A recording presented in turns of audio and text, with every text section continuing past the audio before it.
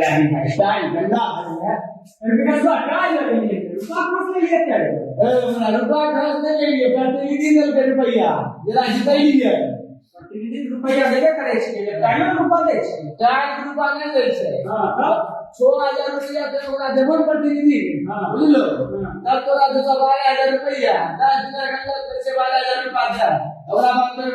रुपया स्टाइल लगाओ मार्बल लगाओ सिमेंट टाइट लगाओ जे लगा चाव लगाओ घूस दे के पैसा ना पागलो छिए नहीं लगे घूस दे के ना दियो सब आप खेत में जाइए 6000 रुपया अभी खुले योग छे बुझलो जेना नौकरी वाला छै ने रेलवे के तना अब आर्मी वाला के तना रुपया फिक्स नहीं है छै पैखाना वाला 6000 बनल छै बुझलो इधर आवास वाला छै 20000 रुपया बनल वृद्धा पेंशन वाला 1000 सिद्धू को वाला 2000 सब तो बनल छै नोट नहीं लगाइए पता